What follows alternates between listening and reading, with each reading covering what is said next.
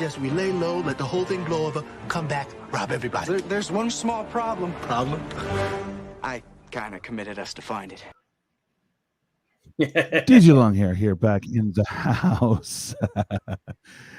He's just seen that for the first time. But anyway, yeah, my voice is a little thrash. This is DJ Longhair in the house. We are joined with MTG Moxman and the Cryptic Command. How you doing, Moxman? Hey, rocking it out, guys. MTG Moxman, cover a lot of reserve list stuff. Like hanging out Thursdays with these guys. Who knows why, but I am here. Yeah, that's always a good answer. How about you, Cryptic? How you doing? Hanging in there like a loose tooth, just trying to make its way back into the groove. Yeah, it's like I think after this, because I threw out my voice singing karaoke on my birthday, so it's gonna take a minute for me to get this voice back. But now I actually sound like I should be on jazz because your ass was smooth 95.5. All right.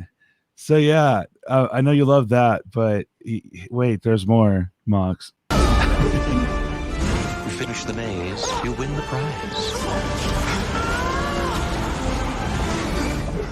You'll have to do better than that. Wasn't that the part 2? You finish the maze, you win the prize. Sorry. That's okay, bud. That's okay. Dungeons and Dragons, baby. Wasn't that the second one? That's the first one. That was the first one. Okay. That was the 2020. No, 2000. I have to look that up. Yeah, it was 2000 something. It sounds like Moxman already did. Yeah, that movie. I went to that movie. Well, I asked earlier. I said, when did Nice. Diablo 2 came out? And then Right. my wife said 2000. I'm like, no, it came out before 2000. And then sure enough, it came out in 2000. Did it? Yeah. Hey, Casey, how you doing? Yeah, that's crazy. I know D&D is 2000. I remember it's like 2000. Here it is. Oh my god. Yeah. What a right, letdown. right. Like I said, man, my mom and dad, I grew up with Dungeons and Dragons, and we all, as a family, went there, man. And you go in there, and there's a bunch of ZZ Top beers and stuff, and you're like, I'm in the right place, man. Yeah. And you sit down, and everybody's just like, boo, like 10 minutes into the movie, dude. So bad. I mean, the CGI for the gold dragons and stuff was kind of cool. Yeah, for the time. Yeah, for the time. For yeah. its But time. poor Michael Ironside not being used properly. Mhm. The Marlins brother probably Oh my shouldn't have been God. in that film. It's so Well, bad. I mean, Dave Chappelle did a he good job watched on like the, part of it, the graphics. I was gonna say Dave Good job on Chappelle what? did a good job on that Robin Hood one, so they'd probably try to mimic that, Men in Tights. Oh yeah. Yeah, this ain't exactly the No, that style. was the ad. That was the new ad for the next set. Yeah. So great, man. But hey, we're approaching the date, man. It's coming up. Hey, it is. It is. When is that release date, anyways? The 16th. 16th or 18th. Good. Okay. Good question. Because I'm gonna try to hit a think- pre-release for sure. It looks think it's fun there, but 16th. I'm gonna look I don't up know. real What do you guys think July- out there July in 23rd. YouTube land? Yeah. So yeah, it'll be the week before will be the pre-release. Right. Yeah. No, it should 23rd be is the fun. actual official date. Just double checking here. All right, Squirrel, David Zisman. I saw that. Squirrel. Anyways, Squirrel. So, as much as it's for you guys, it's for me too, because I've been kind of paying attention to the spoilers that we've been presented with on this D&D set.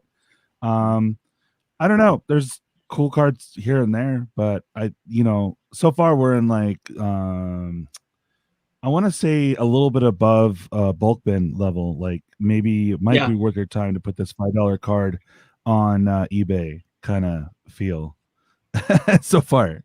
I don't know. What do you guys think? I mean, there's a couple cool you're not ones, wrong.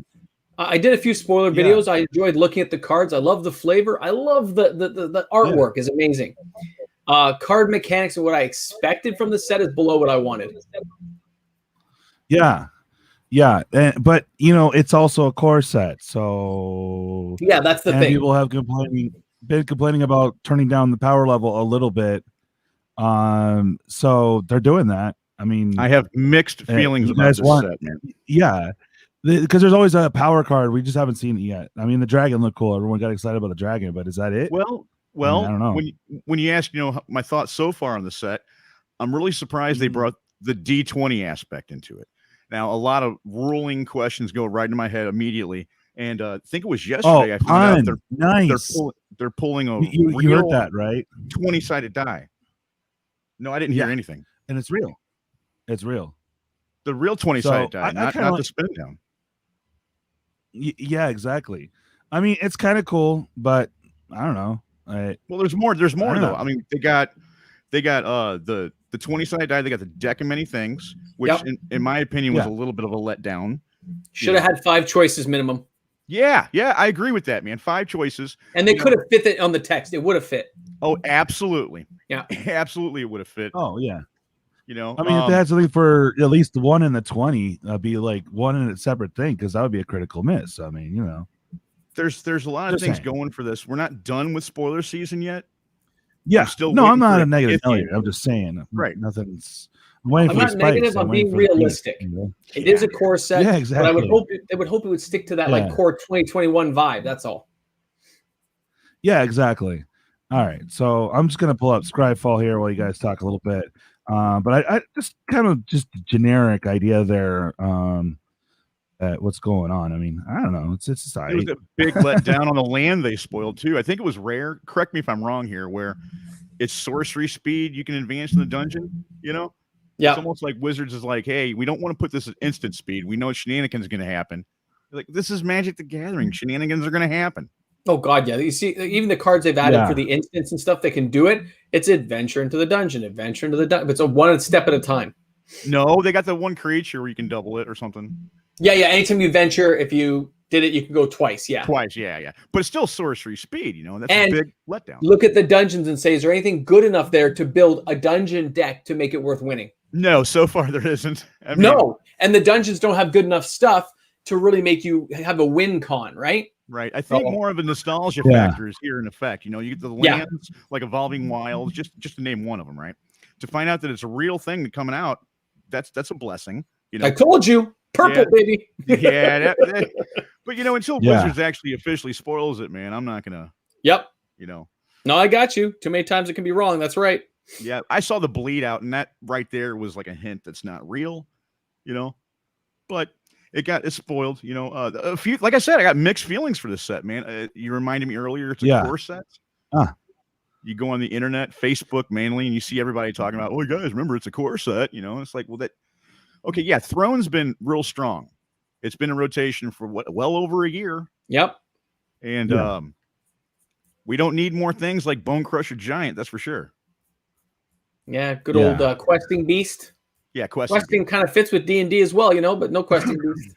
And then that one, now I'm not a guy that knows this green creature that everybody's talking about, where it should have had this and should have had that. It's got the Tarsarak. Yeah, so that one, I'm not familiar with that in D&D. Okay, in D&D, he is a 50 hit dice behemoth. Jeez. Okay, he is unkillable. So when you kill him, it only gives you a certain amount of months until he reanimates and come back to life at full strength and starts rampaging again. Okay? So there's no real way to kill a Tarsarak. And then for the fact, like, it's a civilization ending creature. So you actually just try to avoid it and get out of its way. Man. I think the first time I saw it was on Dark Sun Compendium back in the day. Before we get into the cards here too, I remember fighting creatures on their planes and you couldn't kill them unless they were on their plane. That's right. Yep. You can only dissolve them temporarily. And what we got here, Russ? What we got? I guess. Oh my God. Sorry. I was just listening. You guys rattle on. It was beautiful. All right. So we got the spoilers up. +2 mace. This was a letdown for me. You think of a Dungeons and Dragons. It's +2 mace. I mean, well, in Dungeons and Dragons, a +2 mace is better than a regular mace. And this reminds me of a bone saw. Why couldn't they have given it a +2 mace? Whenever you deal combat damage to a player, you gain 2 life. Yeah, something like that, man. Right. I agree with Mox on this, man. But this does have a attach. Vanilla for nowadays. It does have attach on it. Yeah, this was pretty vanilla. That's pretty cute. Right. Well, it is also a vanilla piece. Russ, did you notice the attach on it? Yeah, it's only 3. Draft Shaft. All right, moving on. Celestia's Unicorn. All right. Uh-huh. Yeah, I'm not seeing I anything see on the nothing screen. on that. Yeah. Talking Totally, about, man. dude. Nothing here grabs me. Although I mean, I like the the white delving guy with the little flaming torch and stuff. He's cool looking. But the unicorn is just like a different tribe, and then also boom, you got kitties right here. It's just different paint on a kitty. Okay, you know what I mean, right? Yeah. Yep. Well, people are going to start building unicorn decks in the future, just like we're doing squirrels now. You know. Hey, it's useful. Yeah, exactly. It's a nice little throw in there for unicorns. Awesome. Gargoyle. Okay, Draft Shaft. Dawnbreaker Cleric looks interesting. What do you guys think? Well, can't see it in Dungeons and Dragons, you have choices. Okay, in Dungeons and Dragons, you have choices. Yeah. You know, and usually the dungeon master will look at you and go, "What are you going to do?" You know, and if you're playing your character right, you know, then if you're a ranger, like I'm going to go hit a tree. It's like, you know, if you don't know, if the guy doesn't know what he's doing, he's like, "Why are you hitting a tree?" And it's like, "Because I'm building up experience, man. I'm getting proficient with my weapon." Right. This card right here reminds me of Dungeons and Dragons with the choices you make. And I just don't agree with the choices they're putting on these cards. When you look at the rarity level, like this one's a common. Sure, this is okay, but it's not even playable and limited. You know, I'm not Popper here. I don't even think it's good enough for Popper. But this ain't good. This ain't good. I don't think so either. And how come they didn't add back in the level up mechanic? I still have a complaint about that. I'm with Moxman on this, dude. You know, in Dungeons and Dragons, because there was level up cards. Yeah, there was, man. The Time Mage guy was a good one. like for a Dawnbringer Cleric here, you see, like it says, he gains 2 life, destroys target enchantment, or exile a card from your graveyard, right? Well, priests on Run get their powers from the gods, right? So why shouldn't it be like you roll a dice in this kind of guy? And again, I think everything should have at least 5 choices. Make it a mix-up. Yeah, I agree with that, man. Too, and also you look at this, right? Look back at the old enchantment artifact removal cards. 1 green, 1 other, 1 white, 1 other. This is the same card. You're just choosing. You're just putting new wallpaper on. That's all we're doing here. Now we're going to give it to you. Now we're going to say, this is domain. You get what I'm saying, Mox, man? Yeah, I get you, man. I follow that, Commander. Oh, but you get a 1/3 body. You guess you kind of get a blocker. What I'm alluding to here is, do you want to alert your party? Do you want to sneak into the dungeon? Yeah. Or do you want to tie a rope? It's like, okay, guys, we could have done something different with this space and not this, you know. Now, Icing Death, the Frost Tyrant, that, of course, is the dragon that Dristan and Wolfgar fight in one of the books for Aria Salvatore. That's the dragon there, right? Oh. It's kind of cool. Okay. So in the book, they kill the dragon, and Driss takes the sword after they finally kill it. Now, 4/3 flying vigilance for 4. I got no problems. Nice mechanic. The fact it drops a legendary Ice Tongue. You notice it's not a +5 equipment, though, like it should be. They made it a +2. Yeah. Whereas in the books, Drist has a +5 Frost Tongue. So it should be a +5 weapon. I'm okay with this. I like the fact it drops equipment, but I put this against the Moth from Ikoria. I'll take the Moth. Yeah. Oh, yeah. The Moth brings all my creatures back, not just drop a little piece of equipment. Yeah. I like the dragon. The artwork is amazing. It is. Right? But I'm just saying, how about when he comes into play, all creatures don't untap for 1 turn or something, right? Tim Bester, hey, we got Stomping. Hey, Stomping Grounds, how you doing? I'm doing good. Awesome. So don't be thrown off. I threw out my voice. I have access to some leaks for 2 of the commander decks if that's something of interest. Yeah, of course. Why not? All right. Are you okay with that, Max? I am, man. All right. So I'll just I'll set those up so I can share those. Chair? Okay. I'll just switch over when you pop on there. Yeah. Like it'll be a bit before I'm ready, so continue on. Oh, gotcha. Okay. I was like, okay, I'm ready now. Because Moxman only has a few more minutes, so yeah. Time flies with me, let me tell you. Oh yeah. Oh yeah. Let me get back to the stream here. And by the way, guys, he didn't get his little plug, but go check him out. The Stomping Grounds, is it MTG now, or is it just the Stomping Grounds? It's the Stomping Grounds games. Oh, games. Got it. Yeah. All right, cool. Yeah, check him out, guys. The link is down below. It might be under his old name, but it still works. Okay. Stuff and things. All right, we were checking out the Frost Giant. We kind of skipped over a bunch of white cards because we just did. Is there anything of interest in those? I'm not seeing anything. No, nothing really grabbed me. Oh. I mean, I'm like, oh, you didn't see it. I'm like, kind of cool, but that was it. It's cool they got a half elf Yeah. monk. Flump. Yeah. Which, of course, in second edition, you're not allowed. A monk has to be human. Yeah. We got an Adar. It looks cool. He's got a wannabe saber. And again, I know you second know about edition him. didn't have Dragon Knight, so I have a complaint, but that's okay. Portable hole, but that Yeah. was spoiled early. That's a good looking card, that portable hole. It does look good. Not I good like enough the to air put me in cloak white. elemental. Not good enough to put me in white unless they spoil something really good for white, man. you know? Exactly. Yeah. Now, since I'm a blue player, there's a few of these cards I might want to say something about. Go ahead.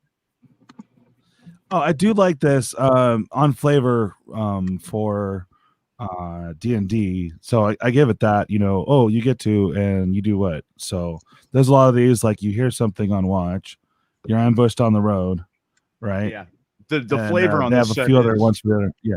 Flavor's top notch. It's on point for sure. Yeah. Even that Displacer Beast, I kind of like it. Did you see what Brian Twibbler tweeted, by the way? No. He tweeted, No. been playing this game for 25 years, and it's interesting to read the flavor text, but he's used to the flavor text corresponding with the game for the last 25 years, I can pull it up word for word, but yeah, I mean, matter of fact, I'll just go ahead and do that. I couldn't find Yeah, the you just release add the date. speed. The if you black have the trap speed, weapon straight up. there, even though it's legendary, that's just Yeah, a that's what utility we're at. item. Yeah, just utility. Okay, That's Brian cool. Twibbler, he tweeted, Wait, you got it? Are you putting it up or what? You can yeah, I just got put it right up. here. I think the flavor words on the hashtag MTG AFR, which is Forgotten Realms. Yeah. Cards are cool, but they totally threw my brain off every time I read them because I've been trained to expect only game text for over 25 years. Oh wow. So he's never read the flavor text? No, he said that he's been trained to expect only game text there for over 25 years, the flavors usually correspond with the lore and the game of Magic the Gathering as a whole, and I don't even think this crossover is a part of the universe thing they're doing. I really don't. It's not. Yeah, there we go. It's not. It's confirmed. It's not canonical, but it is not part of the universes beyond. It's actually the core set for the year. Yeah. Real quick, this is all I got to say about this card. And Moxman, I need some 3D glasses stat, dude, because this card is awesome. It is well done. It is well done. Yes. Yeah, that's cool. I what it does, I don't. But Well, in the original D&D, whenever you attack the Displacer Beast, your first attack always misses. It's never actually right where you think it is. we know our first meme card, guys, right here. Just in this language, though, instead of YOLO, it's like Volo. There's a couple Volo cards. Like, Volo. Late. This one card right here, Russ, you're on Jajini Hello. Windseer. Hello. Ginny, Yeah, we hear you, bud. Yeah. I kind of like the fact they added Dijins in. Yeah, but this card right here. Yeah. Oh no, this ain't the one. I was looking for the instant speed one. I'm sorry. There's one in here that lets you scry 2 and draw 2, and I think it also has the ability to scry 3, draw 3. Or whatever. Yes, that you roll the dice on that. I saw that. That's a good card. Oh yeah, Okay, the 4-drop instant. Yeah. Now hold on. You got to remember, behold the multiverse. Yeah. Behold the multiverse. You can even foretell it and make it cost 2 later on. I would prefer behold the multiverse over this new D&D card. The variable is just too wild, man. 1, 2, or 3. I would just get my guaranteed scry 2, draw 2 at instant speed, and that's pretty good in standard. Right. Man, yeah. Sorry, I'm just Also- still also, tripping on Mox, Voldo. Well, also, Mox, the ability to just pay 2 later on versus that I had to pay for, Yeah, yeah. Some cards just got spoiled right now. There's one called Demi-Lich. It's a blue Yeah. forecasting cost mythic. Okay. It is a 4/3. This spell costs 1 less to cast for each instant or sorcery in your graveyard. So you can actually cast for free if you get enough blue out there. That ain't helping me unless I got instant speed dungeon crawl going on. True, but listen to this. Whenever the Yeah. Demi-Lich attacks, exile up to 1 target instant or sorcery card from your graveyard. Copy it. You may cast the copy. Yeah. Interesting. Yeah, you got to Picture it pay with for it, but you can cast it. That's for sure. Yeah, yeah. You may cast Demi-Lich from your graveyard by exiling 4 instants and or sorcery cards. That goes great with a lot of current cards that allow you to copy spells anyway that are in standard from Kaldheim and Strixhaven. Yeah, it's Beautiful not, stuff's going to happen. Beautiful Yeah. stuff's going to happen. And then there's one called Guardian of Faith. 2 white, 1 other. Flash, Vigilance. When Guardian of Faith enters the battlefield, any number of creatures you control phase out. Oh. Mox, do you have that so we can all see it on the picture? You can add it at the share. I have lots of windows open You again. see How do the I do share this again? button?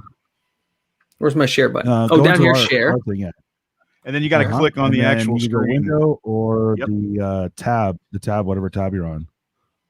I go over to the tab. Let's go to there. What I No. do, Mox, what I do is go to the stream elements, click share screen, then click that screen that's in the middle, and then click share again.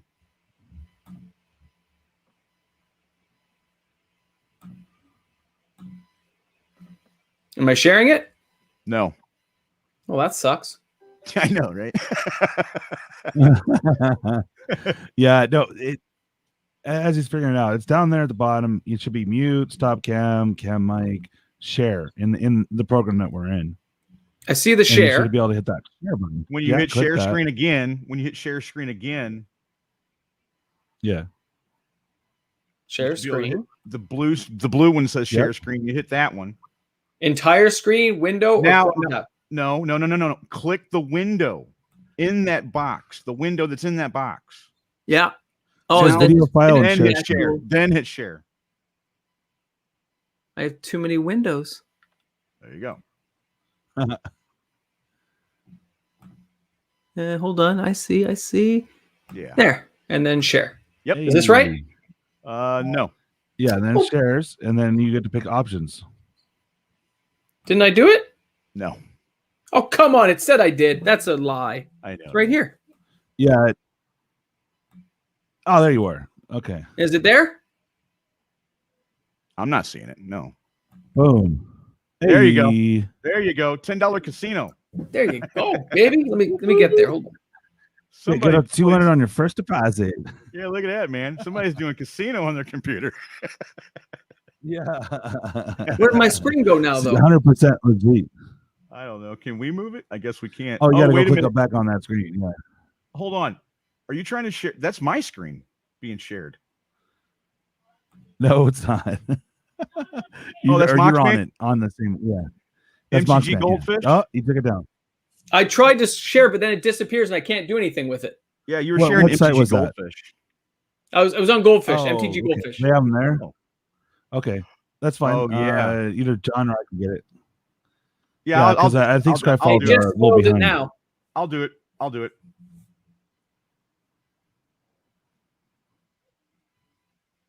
Anyways, we're doing technical funness. It's all good. Now I know mine's Yeah, working, it is. so mine's working, right? All right.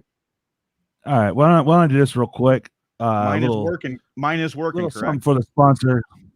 Mine is not Yeah. working. It is working. Yeah, give me a second, Cryptic. Boom. Go to northvalleygames.com. Use my code at checkout. Get yourself 10% off your singles and whatever you want to buy there. John, they also sponsor John too. If you show proof of whatever you buy there, shoot them an email. Get yourself 5 bonus entries. We're getting close to the 500 subscriber giveaway. I'm hoping to get there soon because that means that the 2 pre-release kits will be D&D, which will be super fun. So, Oh wow. anyways, These are, all right. These are good cards. These are good cards. You're right, Mox Man. Are you guys seeing my screen now? Yeah, Yeah, those are yeah. good. I'm just making they it just bigger popped now. up and I was looking. Now, can you guys read them from there? I can. There you Um, I like that Guardian of Faith. Yeah, it's really nice. The Spirit Knight is nice. Can you zoom in on the painter? Whichever one comes up better. Yeah, man, I'll zoom in. Hold on, bud. Right there. There you go. Oh, nice. When Kalen the Reclusive Painter enters the battlefield, create a treasure token. Other creatures you control enter the battlefield with an additional +1/+1 counter for each mana from the treasure spent to cast them. Okay. Yeah, people so that I know are a going bunch of- crazy over the treasure counters. Then we have your generic red dragon. Yeah, it's uncommon. What are you gonna say? Fire breath comes in, deals 4 damage to each opponent. Actually, that's pretty spicy. I'll give it that. What's the Especially if cost you on use it with Scroll it over a little bit. this comes out, use it with Fasta from Beyond Death. 4 damage every turn. You know what I've always wondered, man, how do they come up with these prices, man? You know, right now. Oh, there it is. 6. Thank you. I was getting ready to say, Arbitrary until they get used in decks. I don't know what's going on with Russ. There must be a delay. What I was saying is I don't know how they come up with these prices because, you know, like this was 25 cents. You go down. This one's $20. This one's $15. It's like. From what I understand how this works, guys, some of the big boys get together and just set prices. Literally. Yeah. Until they actually see how they play out. Honestly, guys, these are all like a lot of these are bulk. I mean, come on. But I do want to give the delimit to the Delimich. I can't talk right Demilich. now. Demilich. Yeah, it looks cool. Is it good or? I'm gonna read it here. 4 blue. I don't play blue, so it's a helps creature. with devotion. If you're Skeleton Wizard. Blue. This spell costs blue less to cast. Now hold on. I'm getting excited just reading that line right there. That's right. If you have 4 instants in your graveyard, you cast it for free. Okay. Now, usually it's colorless less, guys, not a hard cast less. Okay. Yep. This spell costs blue less to cast for each instant or sorcery spell you've cast this turn. Core. Whenever Demolish attacks, exile up to 1 target instant or sorcery card from your graveyard. Copy it. You may cast a copy. You may cast Demolish from your graveyard by exiling 4 instant or sorcery cards from your graveyard, in addition to paying its other costs. There you go. Not good enough for me. I think you want this card. I don't. No. And a 4, but whatever. Yeah, okay. See, it looks cool. I mean, if you get enough stuff out, right? Turn 1, you opt. Yeah. Turn 2, you do something else. Maybe you have them out on turn 3, maybe. They got a wizard spell book here, it seems. Yep. 2 blue, 5 other. It's an artifact. So you're going to roll dice with this one, guys. Tap it, exile target instant or sorcery card from a graveyard, roll a 20, only at sorcery speed. Yeah. 1 through 9, copy the card. You may cast that copy. Wow. 10 to 19, copy that card. You may cast that copy by paying 1 rather than paying its mana cost. And then 20. Wow. Copy each card exiled with this, and you may cast any number of those copies without paying their mana cost. That's broken. I don't care about the Demilich. I want the wizard spell book. And it's only rare. Yeah, it's only rare. You can keep this rare. It is 7 to get out. No, it's not. No, it's not. It's an artifact, bro. It's going to come out for free with that one one that spoiled earlier where you roll a 20, you can put an artifact from your hand into play. Oh, that's right. Yeah. Oh, yeah. You're right. I know. But yeah, that's pretty cool. Yeah. I'd be getting the wizard spell book, man. It's only $10. $8 for the original copy. We got more. Boys, sorry, my time is up as always. I must run away from you all. Time flies when you're having fun, guys. You have a great night tonight, everyone. Enjoy. Look forward to watching the rest of the stream later this week. All right, Mox, man. Wait. Later, guys. I have an outro video for you. What's that? Go for it. Give me the outtake. Hold on. Okay, go. You finish the maze, you win the prize. You'll have to do better than that. All right, Mox, man. I'm going to win the prize. Later, guys. You were going to win it, brother. Oh, yeah. Bye, Mox. Oh, what happened to your screen? Dang it. I'll pull it back up. I can- think I stopped Okay. sharing.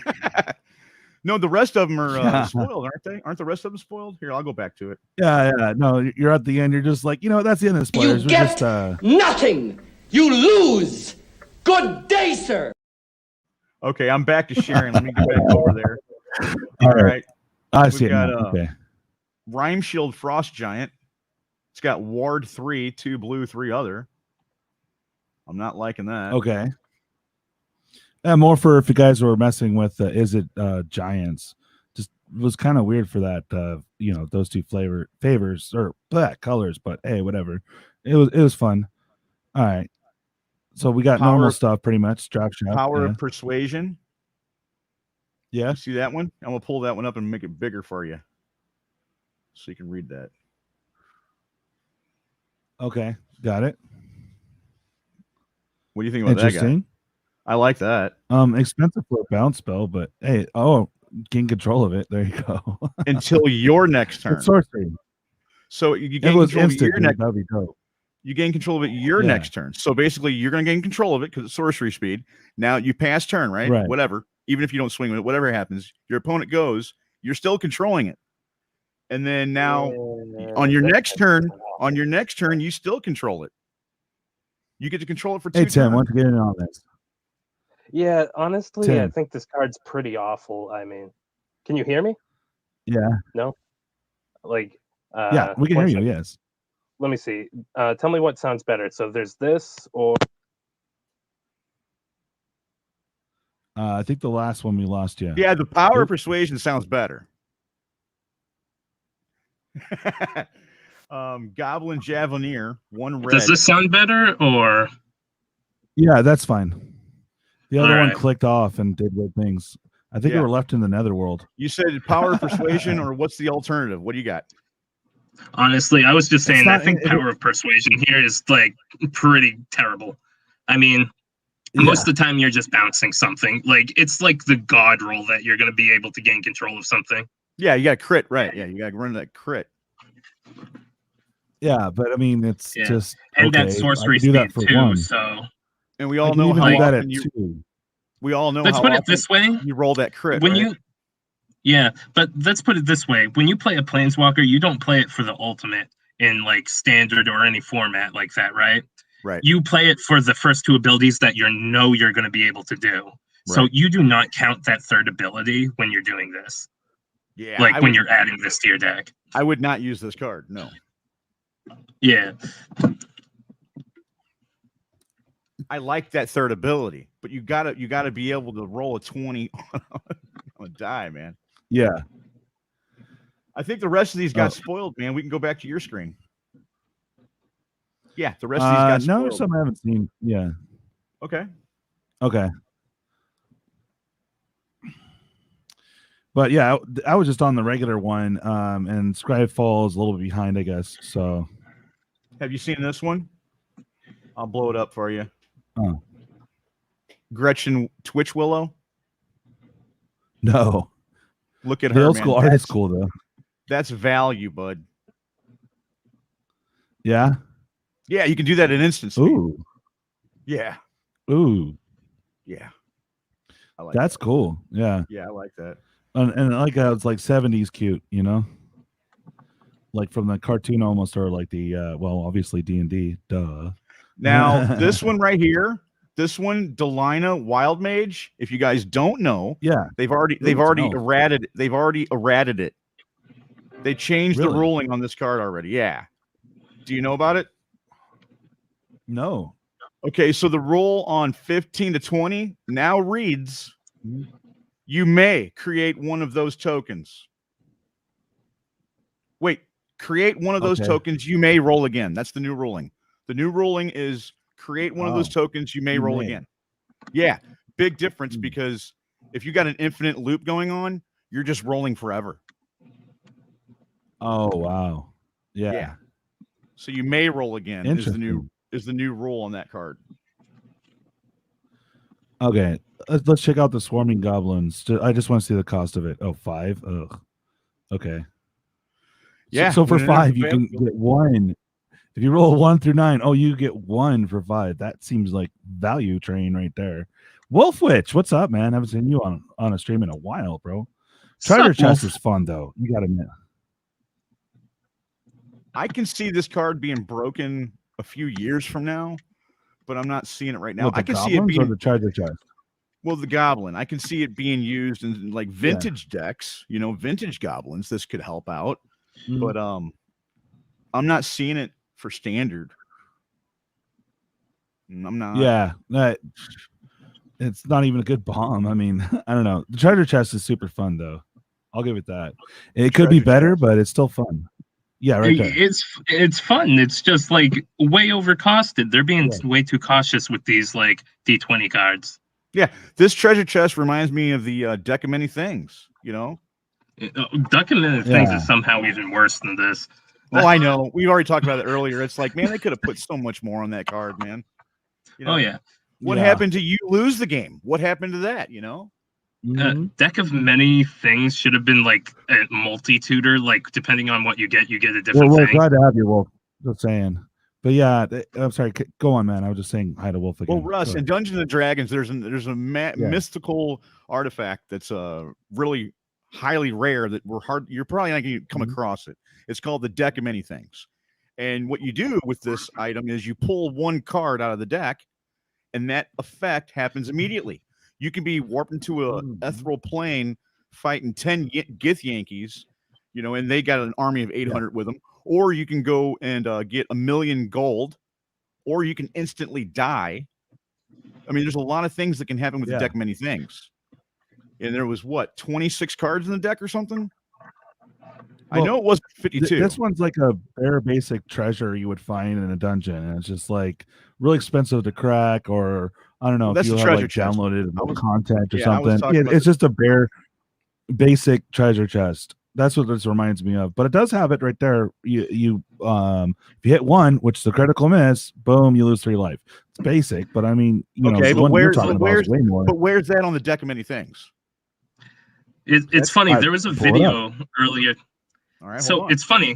There was a video earlier today about this very topic on Good Morning Magic, where essentially they said they didn't want to put any like modes on the D20 cards that meant basically it fizzled. And then they said, but then for some reason we did the treasure chest. Okay, now here's the Deck of Many Things, Russ. And I just told you about the Deck of Many Things. So after I told you about the Deck of Many Things, only 3 options. Well, there is only 3 options, but where's any negative in here? That's true. In the Deck of Many Things in Dungeons and Dragons, there's a whole bunch of negatives in that deck. It's almost to the point, does the play character, the guy that's playing that character, really want to pull a card out of there? I've seen many Dungeons and Dragons games, man.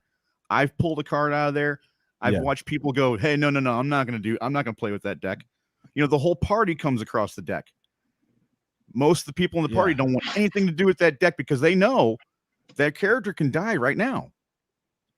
There's no negatives to this card, so I don't like this card for the abilities. You know, it's basically a flavor fail, is what you mean. Well, with the crossover with Dungeons and Dragons, with the crossover with Dungeons and Dragons. Hold on one second, guys. I'm sorry, guys, stop it. With the crossover with Dungeons and Dragons, I know as a Dungeons and Dragons player myself, the Deck of Many Things, there's negatives in that thing, man. All right, so there's a negative in the treasure chest, but there's no negative with the Deck of Many Things. Yeah, that's a fail. You know, that's they a fail could in my easily book. put it in there. So based off what you were saying about, how this functions in D&D, I feel like it would have been a great card if they put a bunch of negatives, bunch of positives, but then made it so it wasn't a tap to activate and anyone could do it. Now that'd be fun. So your opponent could take advantage of it and then get screwed. You know? Yeah. I mean, I don't want to go rant and rave on it. Only 3 things. Yeah. I just think it should have had more options. I agree with you on this. I think a lot of people agree with you on this, Russ. I think that would have gotten too clustered. Okay, how about this? Other cards in the set. No. Hold on. I'm getting heated here. Okay, and a card we just read earlier. When this guy comes into play, roll a d20. Okay. Why didn't they do that with the deck of many things? When this card comes into play, roll a d20, and now you got all this space. Yeah, exactly. That's it. They would have way more space. Look at that red card we read earlier. It said when this comes into play, roll a d20. Right? Yeah, exactly. Okay. Why not this? Why are we taking up 1/3 of the space we can work with by saying roll a d20? Because you can use it multiple times. I get that. Because it's not if you roll a 0, discard your card. Or if the total is 0 minus the cards in your hand. Yeah. Unlike the chest, you're not sacrificing this.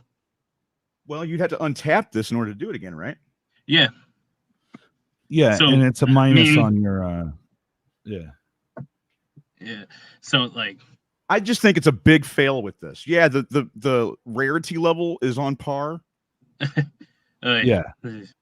The casting cost is questionable. Like the rarities in this set feels like it's more trying to prey upon D&D fans wanting to collect the cards. Lithiform engine is a thing. Like, yeah. You see what Tommy said? No. Oh, I posted on there. I hate the increasing amount of RNG they are introducing.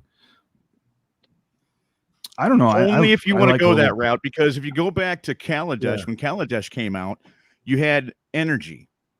There's a lot of people who played standard with no energy. So if you want to go this route with the RNG, then yeah, guys, there's RNG. Me personally, again, I'm going to be using the cards I know that have value, like Behold the Multiverse. You know, as a limited environment, I can see you can have fun with this. Being a Dungeons and Dragons fan, I want the lands like Evolving Wilds. You know, there's cards out of the set I want, but they're not the cards you're thinking of. You know? Oh yeah, that what is it? That Gold Dragon looks wicked good for like standard. I didn't see. Can you pull it up on that page, or it's like a 4/3 flying flying haste lifelink. Like I think it's 5 mana. It's kind of what color? What color is it? I think it's Boros. I'll try and find it. Oh, there's some cards I want to go back to though. There was a red. Oh, there she's there. Yeah. Go back up. No, I mean pull up what he's talking about. Oh, yeah, pull up what he's talking about. Okay. There you go. Gold Dragon. Yeah. Yeah, that thing I think it's going to be like an all-star in freaking standard. Yeah, you know? I like it. The fact that it's got haste and lifelink. Yeah. Like and that's flying, insane. I mean, that's decent. Yeah. Okay, go back up. There's no decent about it for standard. That's like busted. Yeah, that really is good, bro. I mean, decent. Yeah. I mean, like the turn you play it, you can create an 8 life, like a change of 8 life right there. No, I mean when we as Magic players when we say Dece, it's like yeah, man, but I'm not going to be using it. You know, that's Dece. Yeah, that's like a big swing. I'm sorry. This is cool. I mean, it's a bunch of evergreen. I'm just saying it'd be cool if they did something else for 5. Usually they would. That's all. Well, in standard, you're gonna. I know. In standard, how much would you pay for a 4/3 flyer in standard? Probably 4 or 5 usually. Yeah, 4 or 5. Yeah, 5 is on par. 5 the cost is not again. And then it's just a little something. Like the Battlefield. Fix your hair or something. I don't know. Okay. Go up. All right. A little bit more. Oh, I want to see the red Planeswalker. Oh, I hadn't seen that borderless art yet. That's nice. All right. I haven't seen it yet, so I'm getting caught up, guys. All right. So it's a 4-drop. Creatures of control get +1 and gain haste. Nice. For 1, 0, put a 1/1 red devil token with when this creature dies, does 1 damage to me target. Oh wow. Okay, whatever. It blocker. Cool. All right. What's the -6? I can't read it. Look at the. You get an extra attack phase.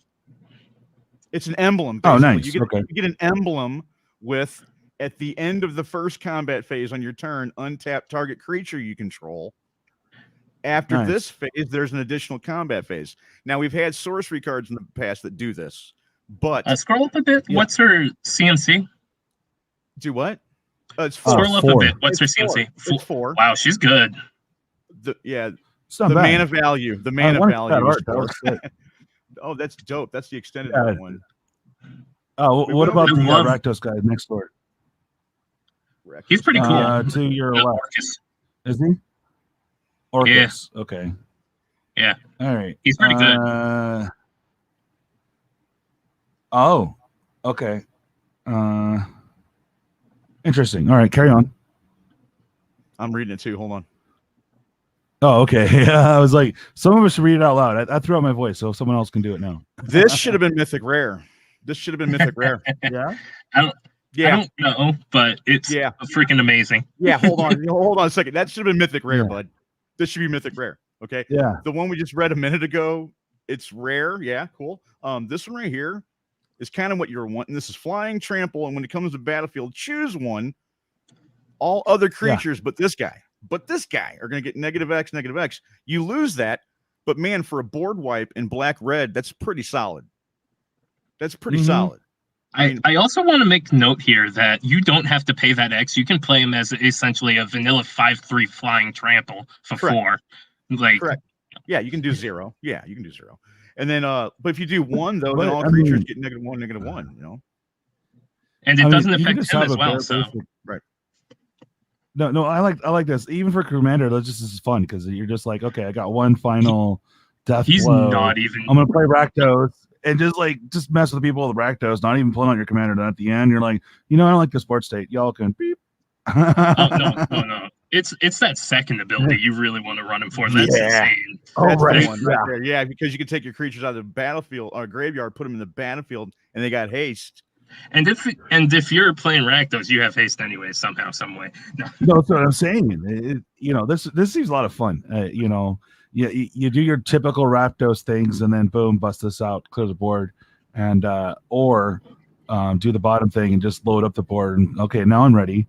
Yeah, it's nice. Outlets. All right. There's a lot of stack outlets in this set. I've been noticing that for Rakdos.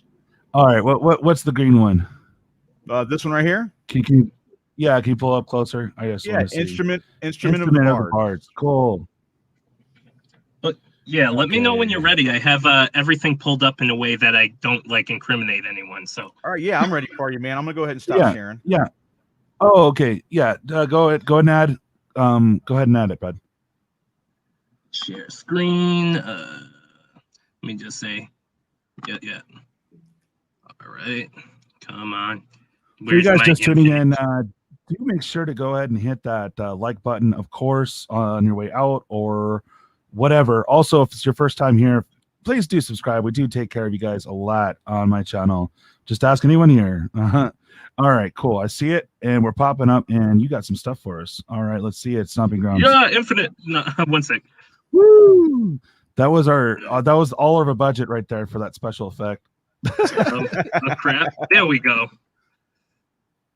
Oh, we right. have one of the commander decks. Is there a shortcut on Chrome for that? Because I have a kind of F11, so I'm not showing the URL. Because I'm trying to avoid any information that it's can. It's not showing the URL. You're fine. You're fine. Yeah, I know. I have it in the F11 now, so I don't have access to the zoom and such. Prosper Tomb Bound. It's one black, one red, 2 other. Yeah, okay. Yeah, so you want me to... I'll read this off here. So this is the face guy for the Planar Portal Commander deck, and he's a 4-drop in Rakdos with Death Touch. He has Mystic Arcanum, which says at the beginning of your end step, exile the top card of your library. Until end of your next turn, you may play that card. And then he has Pact Boon. Whenever you play a card from exile, create a treasure token. Ooh. Somebody risked their job over this, guys. Yeah, that's why I'm not sharing info. So, yeah. I'll move on to the next. Thank you, Wolf. Thank you, Wolf. Any thoughts about this? Hey, you want to touch on anything? It looks fun. I might pick it up. Yeah, I'm liking the alternate legends that it comes with a little better. So we have Lorcan, Warlock Collector here. He's a 7-drop with flying. He's a 6/6. Whenever a creature card is put into an opponent's graveyard from anywhere, you may pay life equal to its mana value. If you do, put it onto the battlefield under your control. It's a Warlock in addition to its other types. if a warlock you controlled Ooh. would die, exile it instead. That's a good commander card right there. Yeah. Interesting. I mean, it doesn't even cost you any mana to like resurrect these things when you kill them, which is insane. That's dope.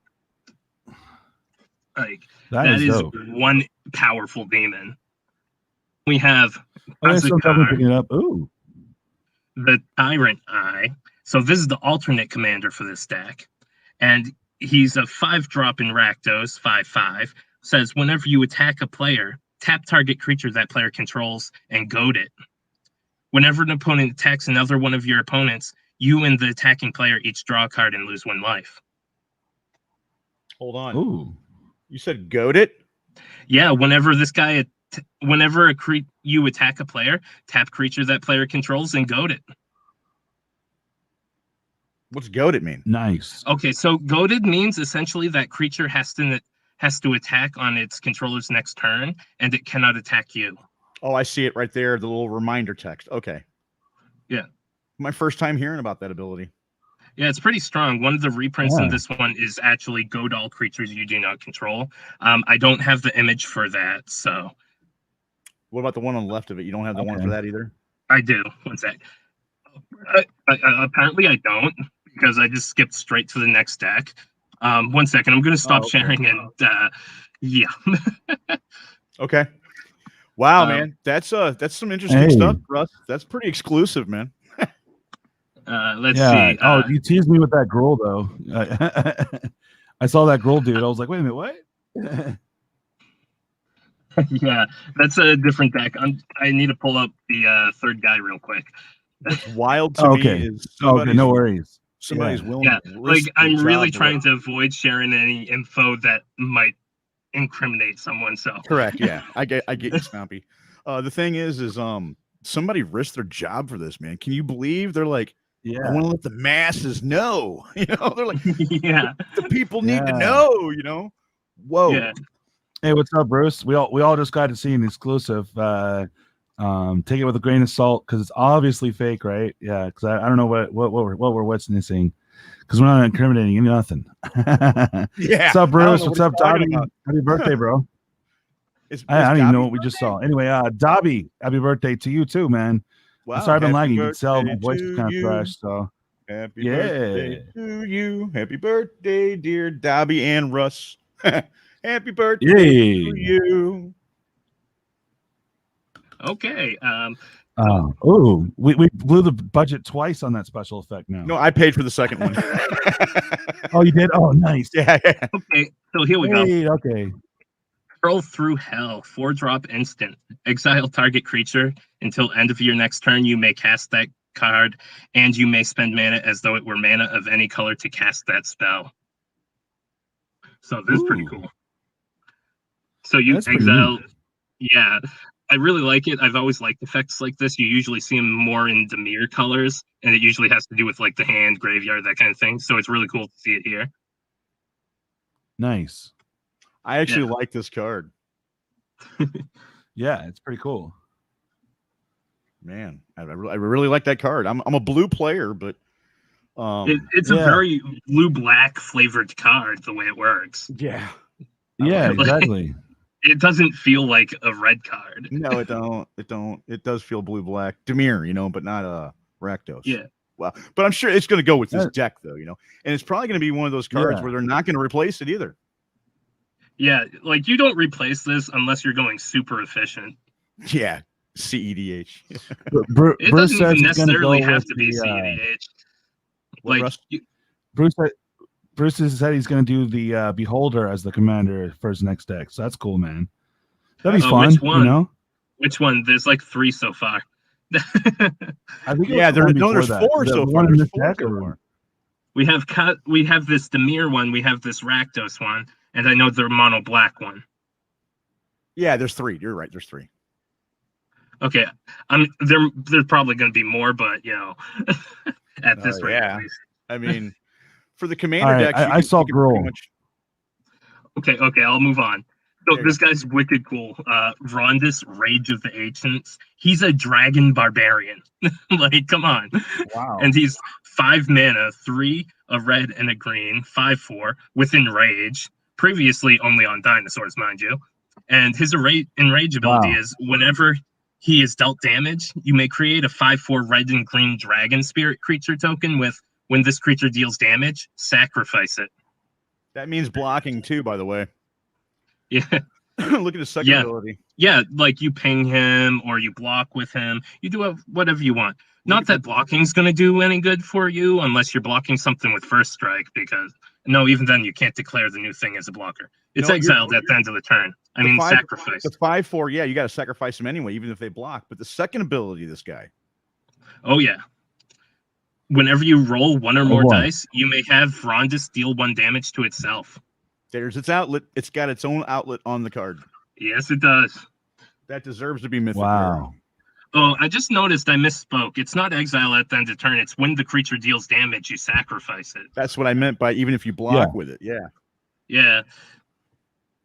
But he's pretty cool. I'm excited for some of the things on the back, though. Right? Just like the last one. Yeah. Yeah, I'm waiting. Yeah. We have the full back here. And if you notice at the bottom there, we have a reprint of Kindred Summoning. That thing needs a reprint bad, so I'm really excited about that. Do you guys know what that is? Do you want me to explain it real quick? Yeah, please. Yeah, go and read it. Yeah. So Kindred Summonings is a 7-drop. It is 5 and 2 green. It's an instant, and it says when you play it, you choose a creature type. Then for each creature you control of that type, you flip cards off the top of your deck until you reveal as that many creatures of that type, and then put them into play. That's cool. It's insane. Yeah. Absolutely insane for tribal decks. Like if you got an elf deck, you shove this thing in super fast. Are squirrels? I think I don't think there's enough squirrels to make it really good. Yeah, no. Like, I think there's barely enough squirrels to play squirrels. I know. Yeah, every time we have changelings. It's not the same. Every time they come out with squirrels, though, man, people go crazy over squirrels. So we got these 2 nasty guys here. I'm going to talk about the one on the right first, because the one on the left is insane. Like, really freaking good. So on the right here, we have Wolfgar of Icewind Dale. He has melee, so when he attacks, it gets +1/+1 till end of turn for each opponent you attack. And then he has, if a creature you control attacking would cause a triggered ability of a permanent you control to trigger, that ability triggers an additional time. Like, ooh. So he doubles his own melee trigger, which is pretty insane. That is crazy. But, yeah, so many. What is his mana value? I don't really see it. I can't make it out from the pictures I got. So. Wolfgar, the Icewind Dale? Yeah. I can't see that, but it's white. Yeah. Exactly. I don't know, but if I were to guess, I would say he's probably either 4 or 5. That seems about right. Yeah. Yeah. All right. And what about this middle one? It's a dragon. This is insane. It's a little blurry on the name, so I might have to improvise a bit, but I'm guessing it's something like Cloth. Unrivaled Ancient. He's a. I can see it. It says green, red, 4 other. What? 5 other. It says green. No. This the wolf, the Icedale guy. Oh. I can read it. It says green, red, 4 other. Oh, did you find another image of him? No, I'm looking at the same image you are. I'm looking at that image, bud. Enhance. I can't. It's your picture. I was just joking around. Like, how the hell are you seeing anything, man? I can see the 4 clear as day, man. All right, I'll just take your word for it. But we have this guy on the left, Cloth Unrivaled Ancient. He's a 7-drop, 5, a red, and a green. He's a legendary creature dragon with flying and haste. And here's where he gets nutty. Whenever he attacks, add X mana in any combination of colors, where X is the total power of attacking creatures. Spend this mana only to cast spells. Until end of turn, you don't lose this mana as steps and phases end. Wow. Like that's insane. And he's hasty. Like he's swifty. Like, nice. Wolfguard definitely goes in the cloth deck. Double that trigger, Yeah, no get double kidding. mana. Like, this card, Double like, your pleasure. When I first read that card, I like took a double take, and I'm like, that can't be right. Reads again. That is way too much mana. That's crazy, man. And So we moving on here, know we have, 2 of them now. Oh, another one. Okay. so we have essentially here a super reclamation sage. Druid of Purification. When he enters the battlefield, starting with you, each player may choose an artifact or enchantment you don't control. Destroy each permanent chosen this way. So you get to destroy whatever you want, then your opponents can just destroy whatever they want, excluding your own stuff. Which is pretty sick. So that's dope. Wow. So they can, if they want to be a little political, they can organize with each other and make sure like I'm getting minimum value by like targeting the same things. So yeah. There's that, but still. and you still get a 2/3 body. And it's easier to cast than a Reclamation Sage because it's 3 colorless and a green instead of 2 colorless and 2 green. So right. At least I think that's cool, the CMC for Rec Sage, right? It's 2 colorless, 2 green. Yeah. All right. No, that's pretty much all I have. It's only one more for or one less, so it's like a 2/3, I think. I mean, I can pull out my elf deck and look. Is Rec Sage a 3-drop? Either way, I really like this card. Yeah, it's like double and political, so I think that's super neat. Okay, so I'm gonna stop sharing now. That's gonna do it for the show, man. We've spent too much money on graphics. Yeah. Yeah. So that was just. See. But yeah, that's all I really had for that. I don't have the the other 2 decks to show off. Yeah, and no, you're right. It's like double or it could be triple Reclamation Sage. So that's pretty cool. So if he doesn't lose his job, maybe eventually I'll have the other 2 decks to share. No. Oh yeah, that'd be cool. Yeah, for sure. So let me go back and see if we had any other ones of interest. Because I'm just getting caught up with a lot of spoilers. So I'm going to go ahead and. Have you seen these 2 on the right? Yeah, we just saw.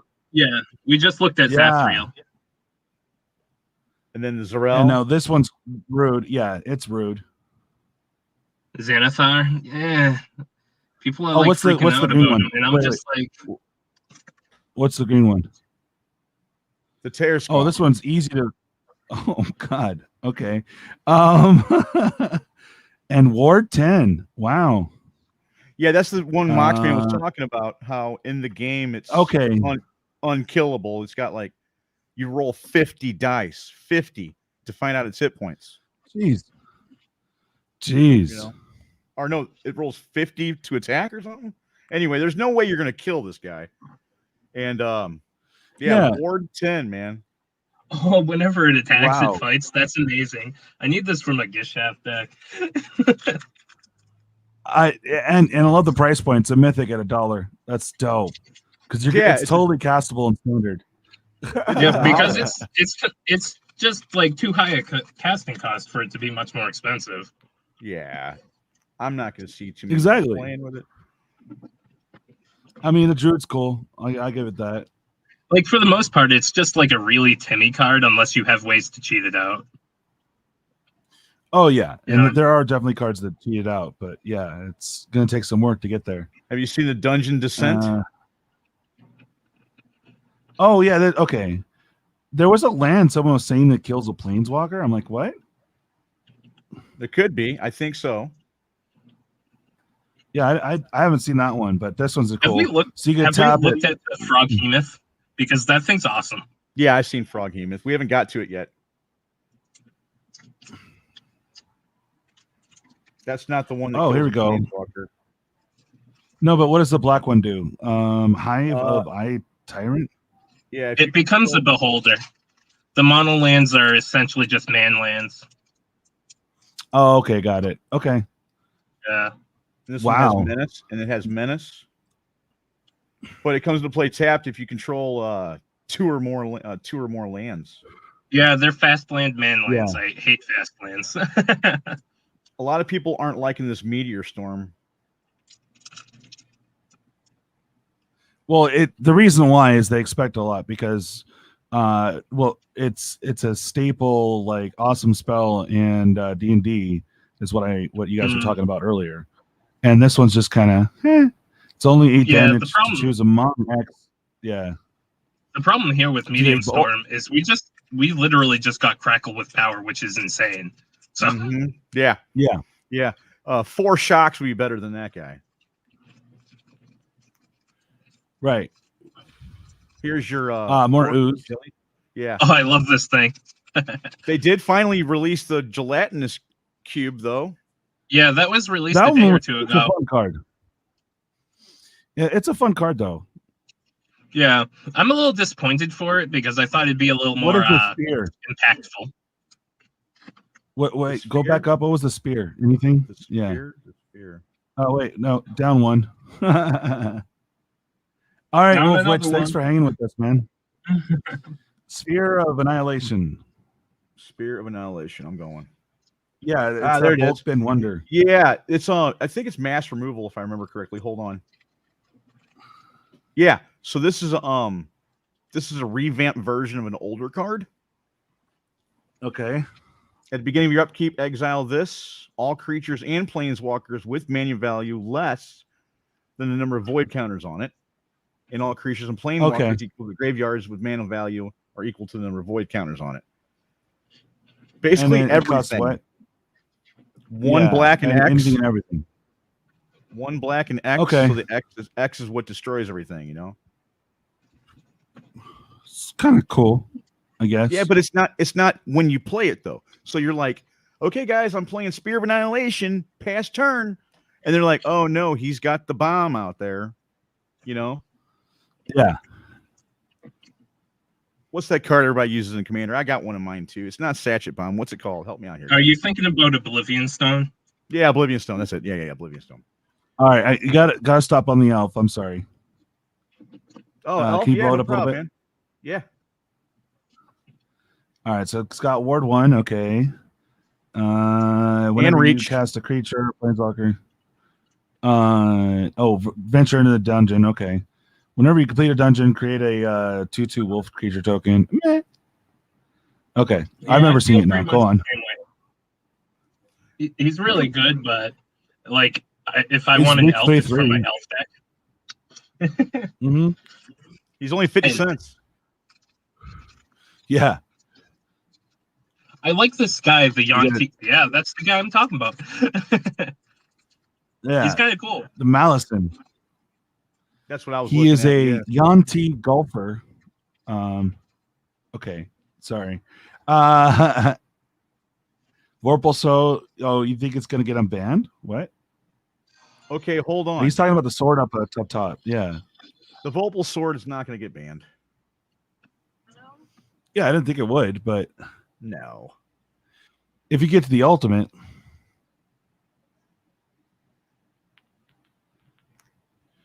Yeah, if you put this on a flyer or it can't be unblocked, game. But yeah, you got to pay like 8 for it and 2 to equip it. one to bring it out. Yeah, 1 to bring it out, 2 to equip, 8 to do the effect. Yeah, it's not going to get banned. If you're letting your opponent get there, then yeah, that's going to happen. You know, nothing in the set is ban worthy yet. That I'm seeing. No. I don't know. Have you seen that one drop Kobold? And trample. What's that one drop? Have you seen that one drop Kobold so far? Like, if anything's bannable, it's that Kobold. Yeah, I think we haven't got to it yet. Set or what? We passed right by it, so. Oh, well, where is it? There he is. Minion of the Mighty. Minion of the Mighty. Okay. Like, yeah, this is one when I read it, I'm like, whoa, why isn't anybody talking about this guy? Yeah. I remember seeing this. Yeah. This guy can literally, with the God Hand, kill someone turn 2. Yeah, this is really, really good in so many ways. But it's a kobold. Oh, it's a and kobold, put though. in a dragon too. It's a kobold. Yeah, yeah. You put that sword on this guy. yeah. And with all that leftover mana, you might as well pay 8. You know. Oh boy. Yeah. Pay 8. Yeah. Oh wait, go back up. Stop. All right. That's a Zori's. If you want to talk about the mana cost of that ability, because honestly, in like my mono black deck, I end up with so much excess mana, it's stupid. So like that's extremely doable.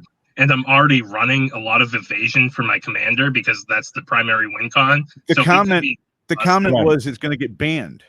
And that's bullshit. That's what I just said. Yeah, when Russ told me, I'm like, whoever's telling you that, and maybe in the YouTube comments, but yeah, that is nowhere near good enough. You need 8 freaking mana in standard, and in commander, it's only killing one person. Yeah, it's not going to get banned.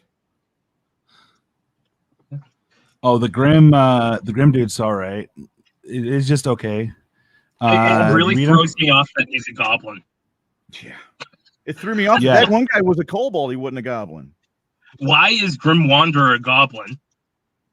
I don't know. Look at him. Look at him. He looks like he should be a human. That's a tall goblin. Right? It's 3 goblins in a trench coat. You know what it is? It's funny though, but it gives you the Witcher vibes, you know? Like he's a Witcher almost. It does, man. It does. Like a warlock. Well, you know what? Warlock, Witcher. There you go. Warlock, Witcher, goblin. It looks like a Tybalt, man. It's a vanilla after the ability, but I mean, 2 for a 5/3 for 2 with if something flash. dies, and in flash. Yeah, you have one of your blockers comes out, and you're like, oh no, boom, it dies, boom. I got this guy. Next turn. Or better yet, if you're running devils like that new planeswalker, and you just like you have this fodder, and you're just like, I'm gonna block you with this goblin, ping you for 1, and play a 5/3 for 2. Now help me out here. The revolt mechanic. You guys remember the revolt mechanic? Oh man, I don't remember what it does at all. Revolt. Remember it came out in the one after Kaladesh, 8th of Revolt. Yeah, I don't remember what Revolt does. With Heart of Kirin. So Revolt was on Fatal Push. You know what Fatal Push is? 1 black, destroy target creature, convert mana cost 2 or less, right? No, and then if you have Revolt died that turn. So I'll pull up Fatal Push here. It'll help me out with Revolt. Because I want to bring up something with this card right here. Hold on. Okay, Fatal Push says Revolt on it. It's loading. Destroy that creature if it has converted mana cost. Hold on. Hey. 4 or less instead if a permanent you control left the battlefield this turn. So the only difference between Revolt and Tragic Backstory is a creature versus a permanent, you know. No, Tragic Backstory is just whatchamacallit, morbid. Oh, that's what it was. I was thinking of because Revolt, morbid. Revolt is specifically your stuff. This is anything that dies. Yeah. So it's now like morbid. Now, did morbid have to be your creature, or it can be any creature? No, it could be any creature as long as something died that turn. So again, I mean, I understand they want to put flavor in these cards, but I mean, come on, you got the Wait, honestly, wait. I've been noticing Hold on. Yeah. Two things, just real quick. Boom, dragon map. You got to pay 3 to go into the dungeon further. There you go. You have a way of doing that at any point in time. But no, this fits so many only at sorcery speed. Only at sorcery speed. Yeah. But what he's saying is like it's not a trigger. Yeah. Oh, right. okay, yeah. Right. And then no matter what, if you're cosplaying your D&D sesh or game, I mean, you always got to grab 50 feet of rope. I mean, yeah, 50 feet of rope. Yeah. 50 feet of rope. It's like, gonna be in your, what are you going to do with the monster? Well, I got 50 feet of rope. yeah. I'm gonna go for his legs and tie him up. Other than so much of the stuff being watered down, Like, one thing I'm not liking about this set is some of the names feel way too forced and out of place in Magic. Like +2 Mace. I get it; it's D&D flavor, but it just feels so wrong here, in my opinion. In my opinion, it feels right. Okay. I came from Dungeons and Dragons first, and Dungeons and Dragons came out in our early 70s or something, right? And Magic in 1993. In my opinion, it's all fantasy, right? So we can't get too shooken up about the whole multiverse universe, beyond or whatever. And Dungeons and Dragons is really close to Magic the Gathering. No, I'm alone here. Yeah, I don't know enough about D&D to agree or disagree. Okay. I know a lot about Dungeons and Dragons. I know they're both fantasy, but you know. Oh yeah, man, fantasy. You know, in Dungeons and Dragons, you got goblins and vampires and witches and orcs. In Magic the Gathering, you got goblins and witches and orcs, and I mean, it's about the same thing, man. No, Magic the Gathering is pretty much the clusterfuck of everything at this point. So I'm waiting on the aliens. Oh yeah, definitely. Yeah. No, Why not I He-Man? like, I like the price value of this Fairditch Devil Chosen. Nothing. It's like not even a penny. A lot of them are that way. So like what Moxman was saying. No, I earlier, know. You know, the big wigs just haven't played with it enough yet, I guess. I don't know. Exactly. Because like you're this seeing a one. lot of this set. This is a lot of that does look cool. See, we're in common, uncommon, so I can't expect any value here, but I don't know. We're kind of in the draft shaft of the set right now. Can you scroll again? That's another one that throws me off with the name that just feels out of place is the power word kill. It was a spell. Oh, And yeah. On the round table, maybe 2 episodes ago, he asked me, he goes, and maybe somebody else, what do you want to see come out of this D&D set? I want to see spells. Yeah. I want to see spells like Harry. Yeah. Blue Lips. Power word kill is a very high level spell. So I'm glad to see that. I'm glad to see the portable hole. I'm glad to see the deck of many things. I'm glad to see the +2 Mace. I just don't agree with what these things do in Magic. A +2 Mace that has attach. Go ahead, man. Like, most of them don't bug me. It doesn't bug me necessarily what they do. It's mostly like the ones that just feel like tacked on name wise, because they just feel like really out of place. Like +2 Mace, that's like not the kind of naming convention you generally see in Magic.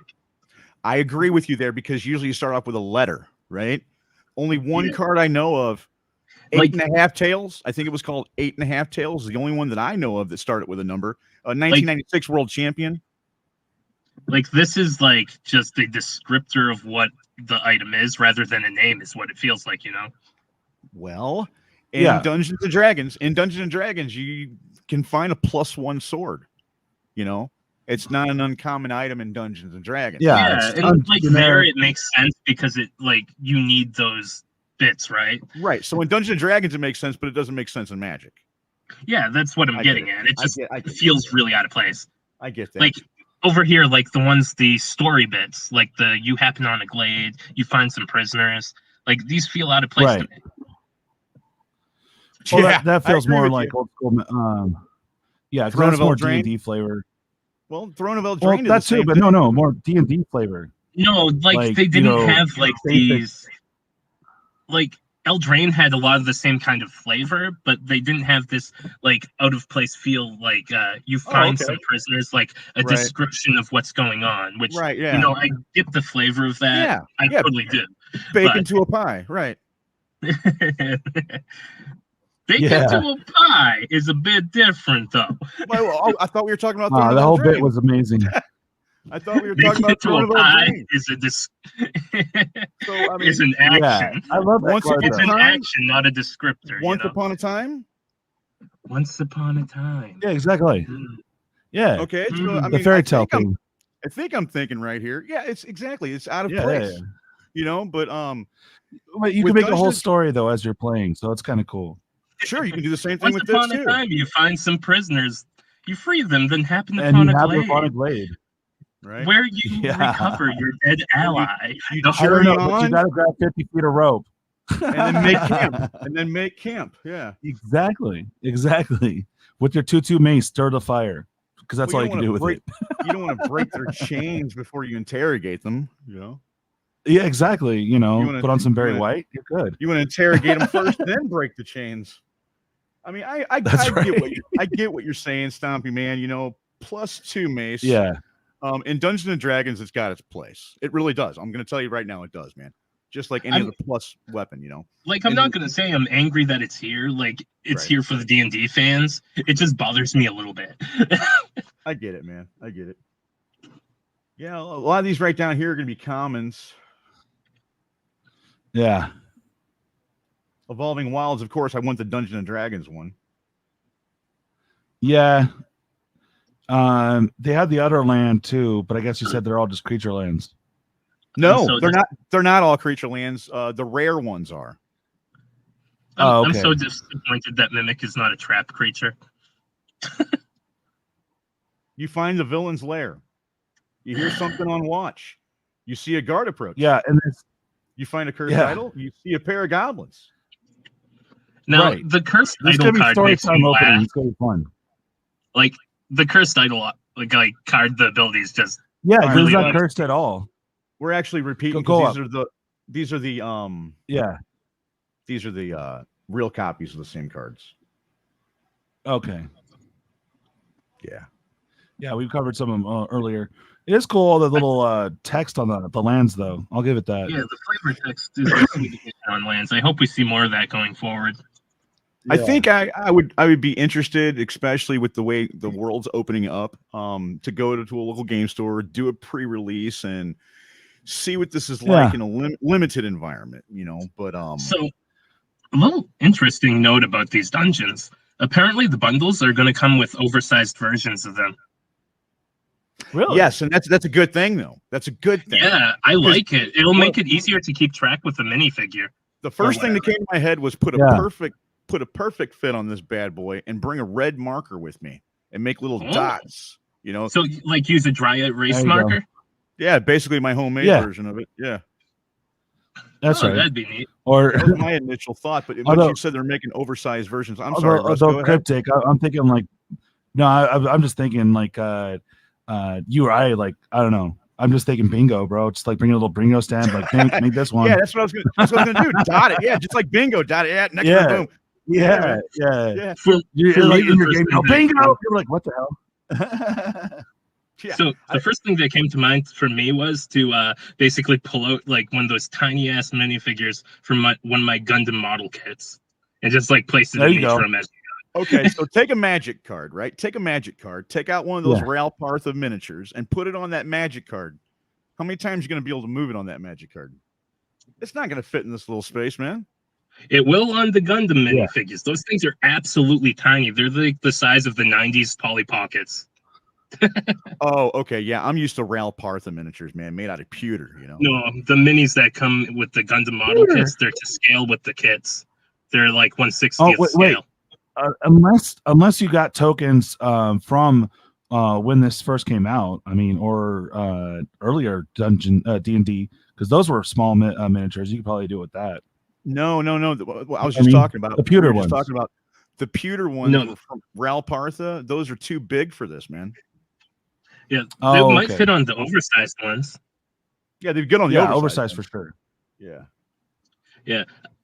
What I'm really excited for is to find out whether we're going to get more dungeons in the decks or not. Why would they put this at uncommon? Because it lets you venture into the dungeon? It's also a 1-drop, bro, that gives flying.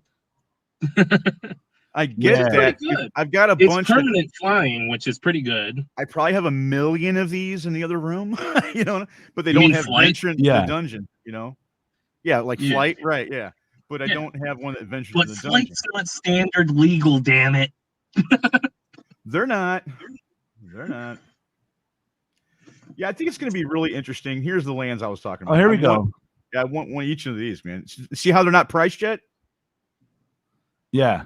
And you notice they got the rare symbol on there now, because when they first spoiled these were common. These were common.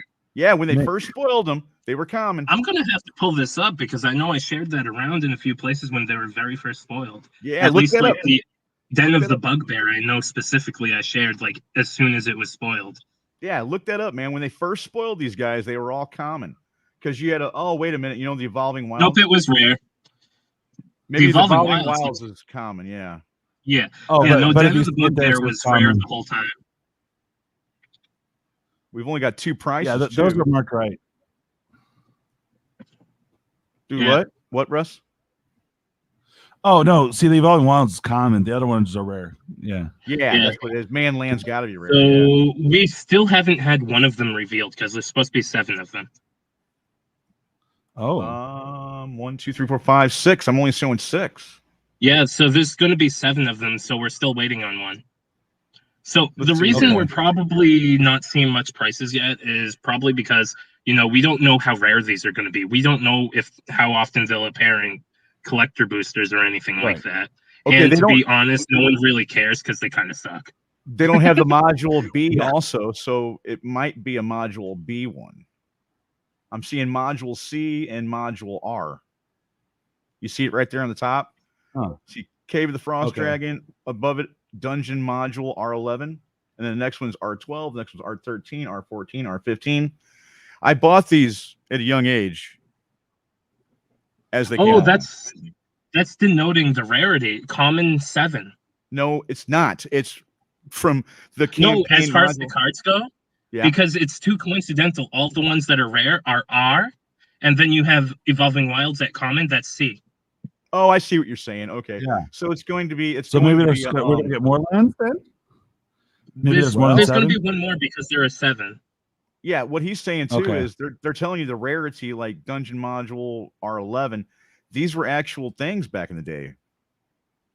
Like B1, B2. You know, I remember this.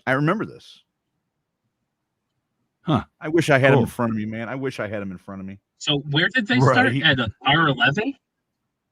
Do what? Because what number did they start at? R11. Yeah, R11. Yeah.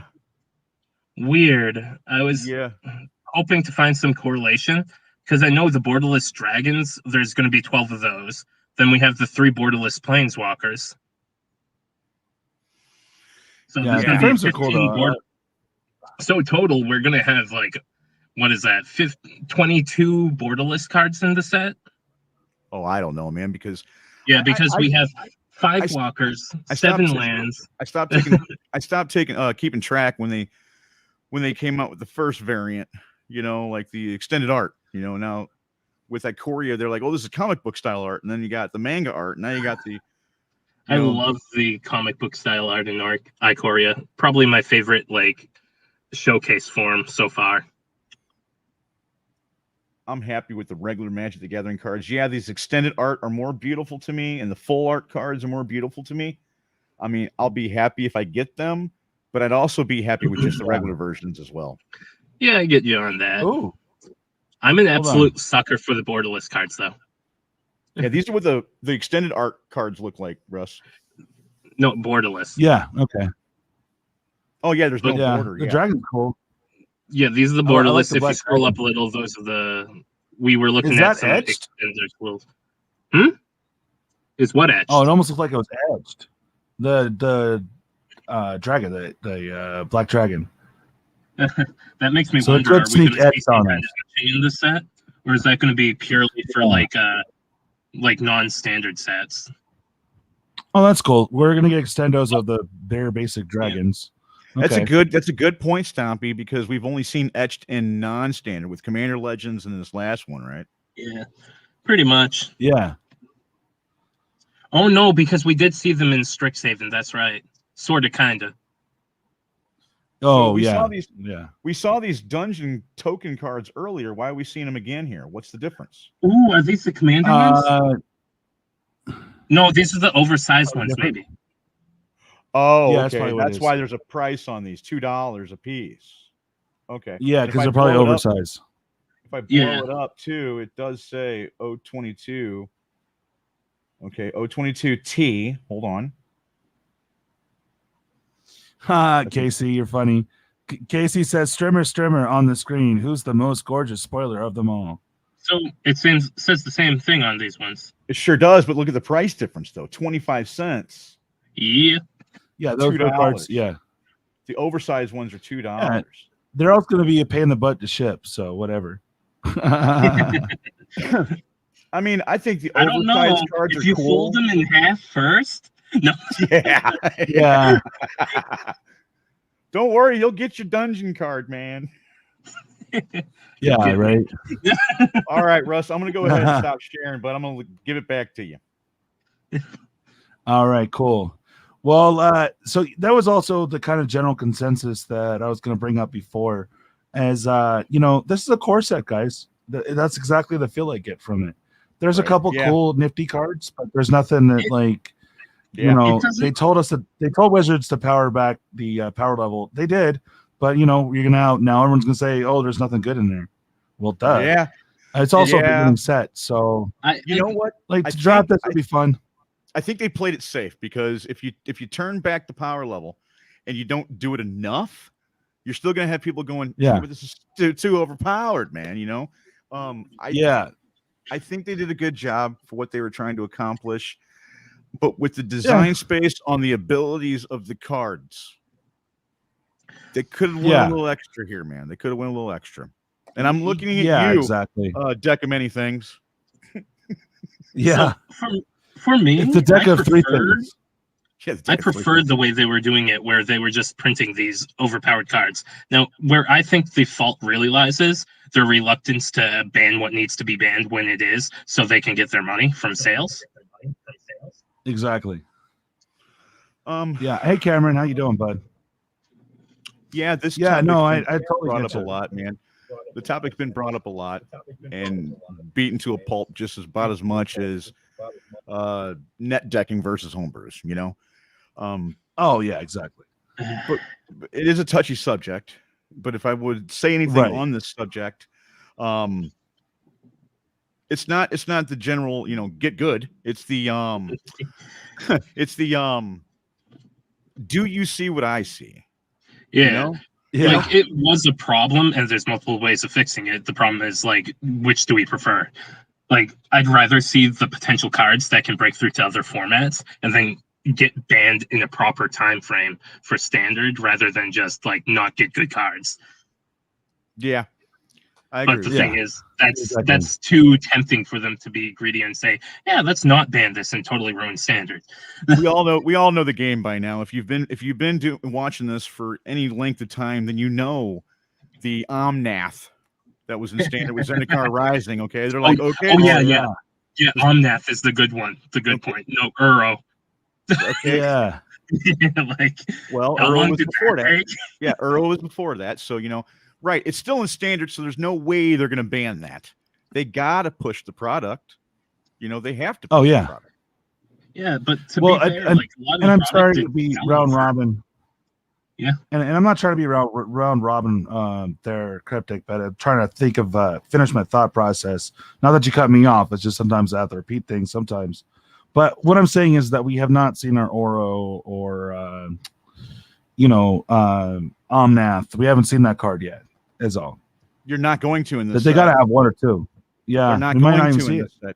You're not going to in this set, Russ. Yeah. I have to agree with him. I don't think we're going to see that, because they always reveal like the broken cards early on to really get people hyped.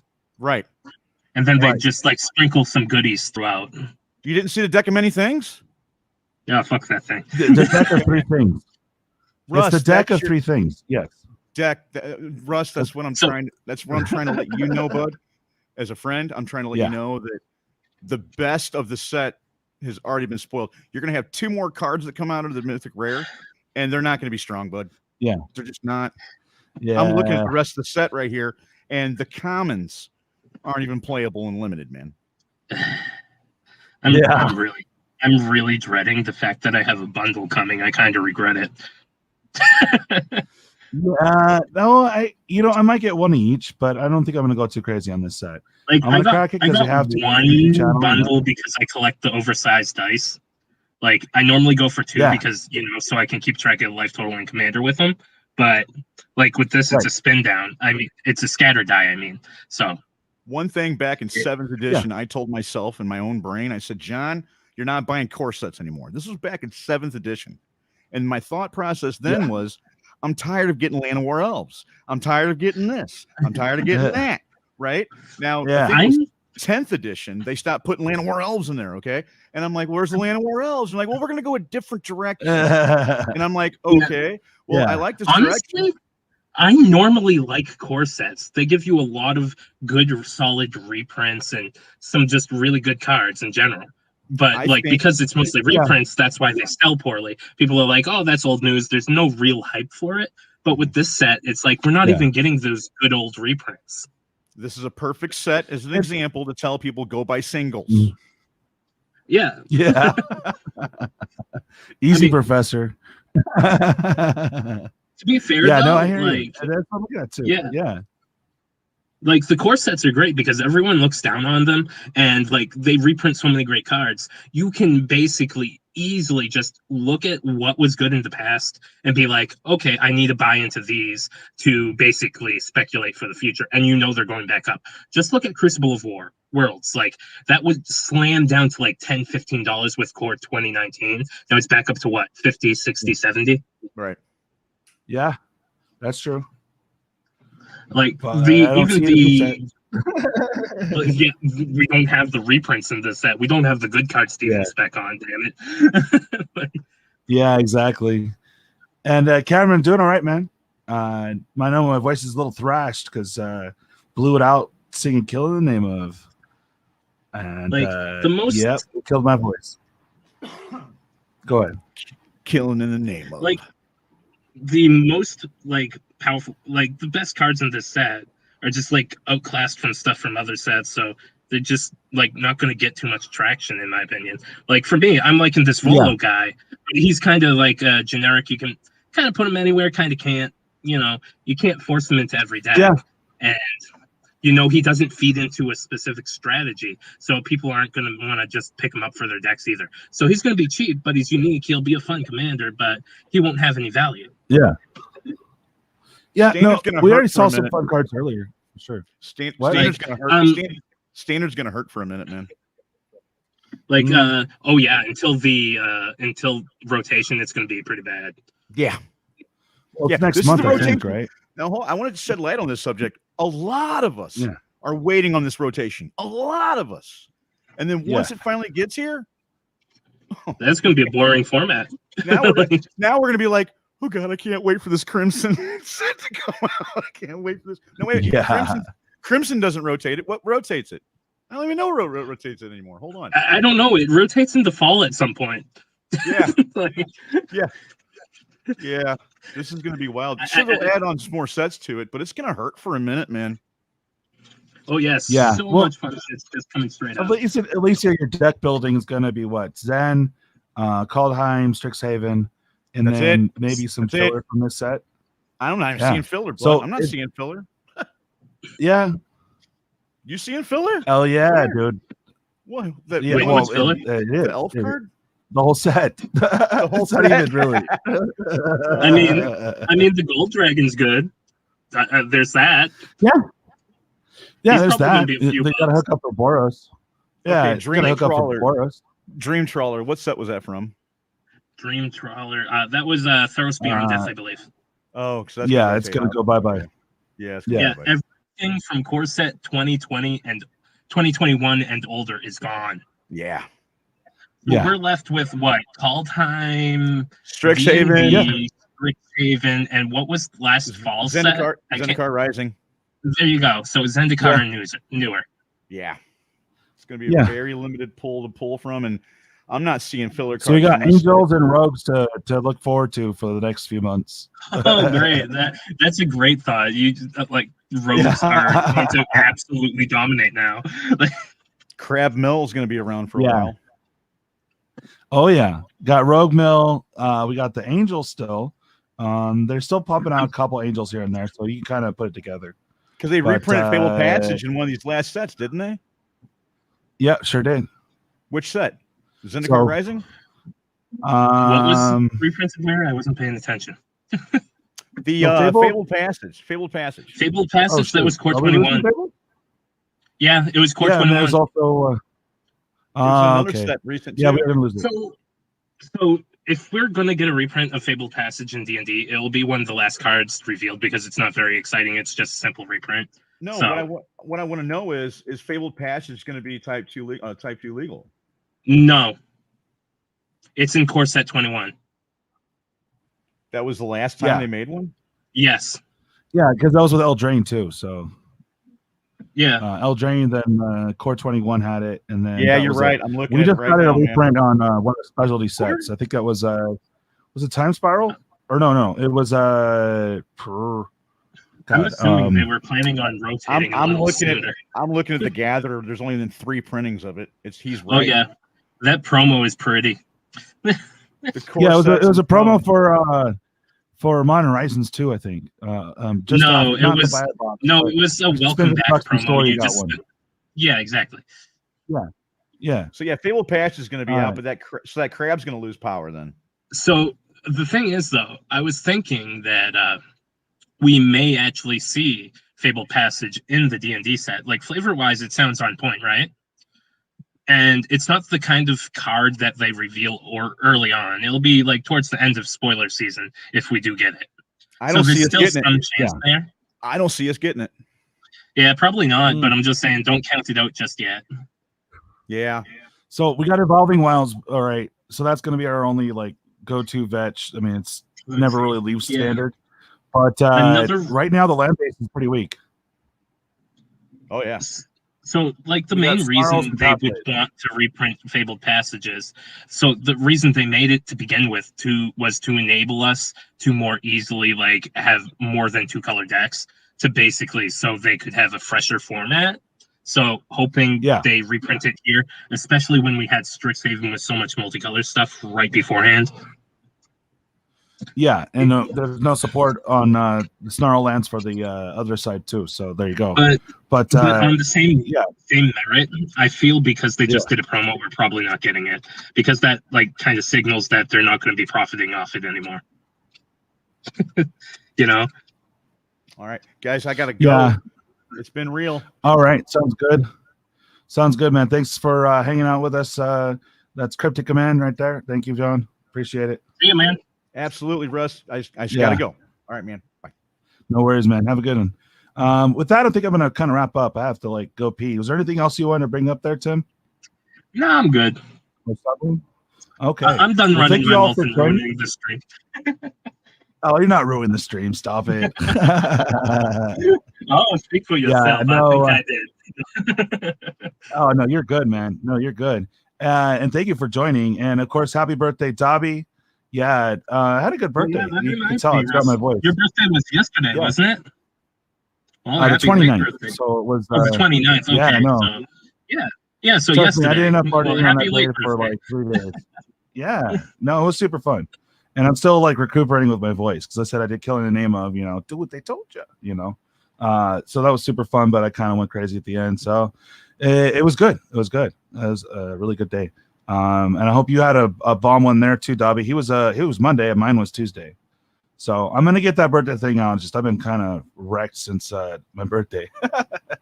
So we got lots of videos coming up, guys. And thank you again, Stomping, for joining us. Hopefully you'll join us next week. And thanks for all joining here at the MTG Roundtable. Yeah, I always appreciate you on, man. All right, guys. Well, you guys have a good one. And other than that, bye. All right. Peace out, guys.